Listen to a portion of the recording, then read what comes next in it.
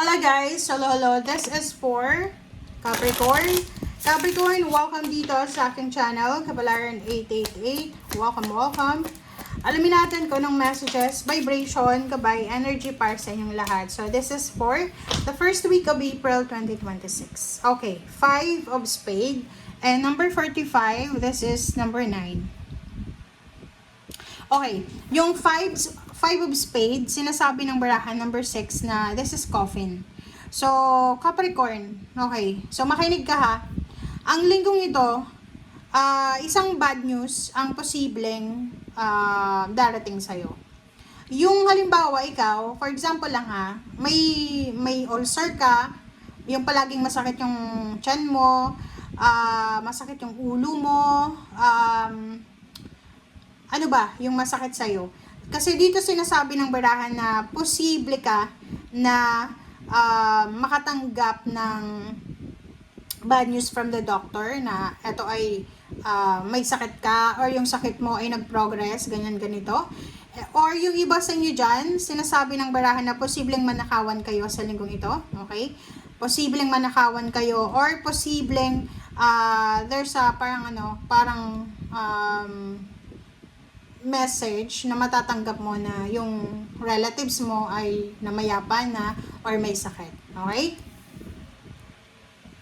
Next card natin is Jack of Clover. So, dito sinasabi ng baraha sa'yo na this week, yung iba sa inyo dyan, Capricorn, posibleng makatanggap kayo ng like appreciation, recognition, job well done, parang ganon. So, sinasabi ng baraha sa'yo na you're super happy yung iba sa inyo kasi you are appreciated. Appreciated ka and recognized ka sa mga ginawa nyong efforts. Okay. Lalo sa trabaho. Pwedeng sa trabaho, mare-recognize ang iyong boss, ang iyong employer, ng team leader, na masipag ka, magaling ka pala. Okay, wealthy man, number 13. Number 4. Okay, so nakikita ko sir dito na isang babae na Capricorn. Babae kang Capricorn, you are in a relationship, you are married. Hindi ka single married ka, in a relationship, may live-in partner. Ang nakikita ko sa'yo dito na posibleng meron kang plano, like gusto mong makapag-asawa ng milyonaryo, gusto mong makapag-asawa ng stable na individual. Ay kita ko sa linggong ito na nakapag-desisyon ka na. Kung may asawa ka, is either kasal kayo or live-in pa lang or boyfriend-girlfriend. Possible na nakapag-desisyon ka na makipaghiwalay kasi buo na yung loob mo na maghahanap ka talaga ng financially stable na tao na gusto mong maging partner for life.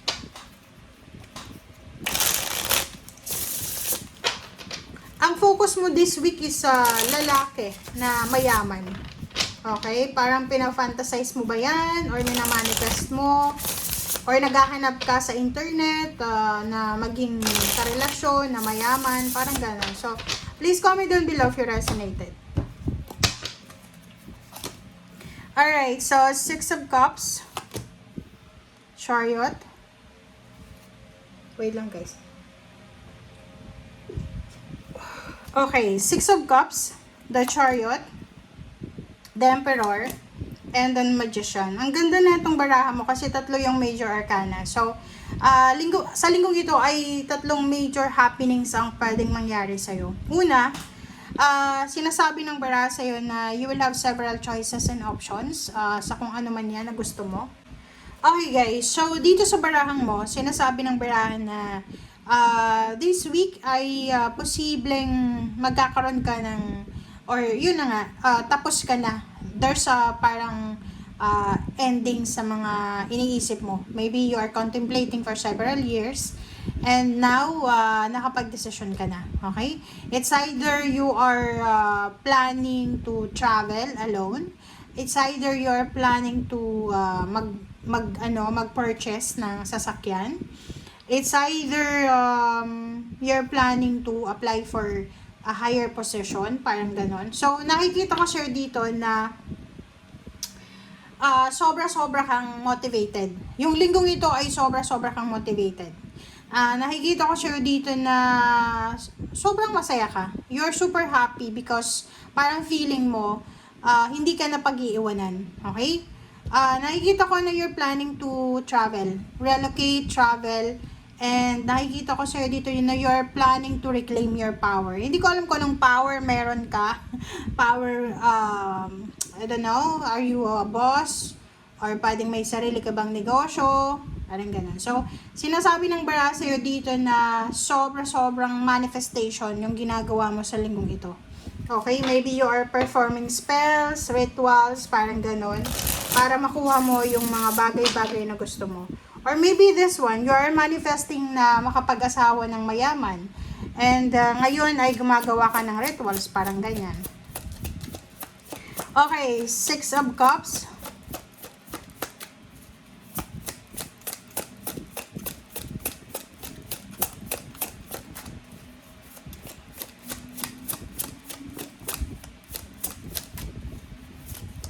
Okay, 6 of Cups.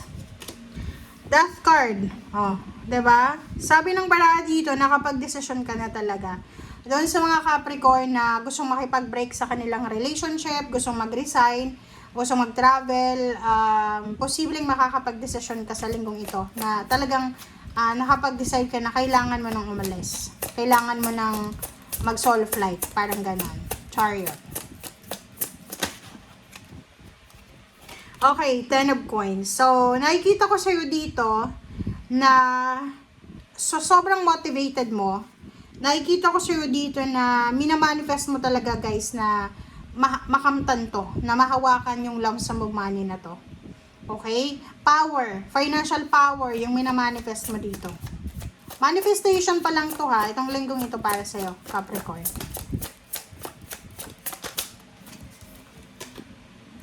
Three of Swords. Nakakaloka ka.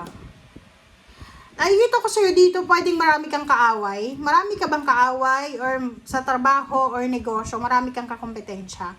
Kasi yung Three of Swords dito, nakikita ko na you are controlling sa relationship mo eh.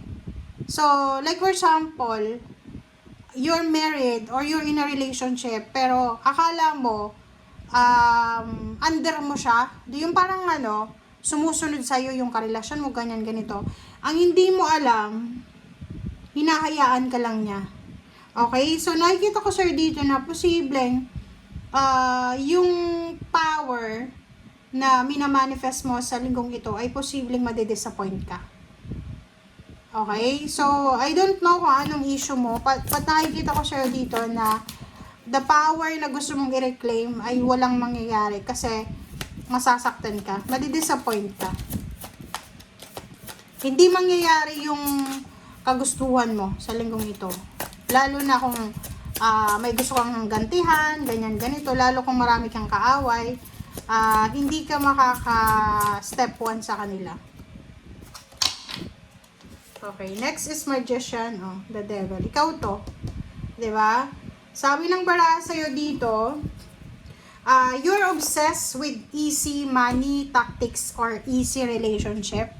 Parang nakikita ko sa'yo dito na masyado kang nau-obsess sa magic.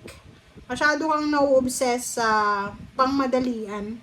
Sorry, pero alam mo, ako, marami akong kakilala na Capricorn. Masisipag sila. Masisipag, mabuting tao, mabait, magaling makisama. Pero kung etong Capricorn na tinutukoy dito, war freak siya eh. Sorry pero parang medyo war freak ito. Tapos siya eh, gusto niya madalian.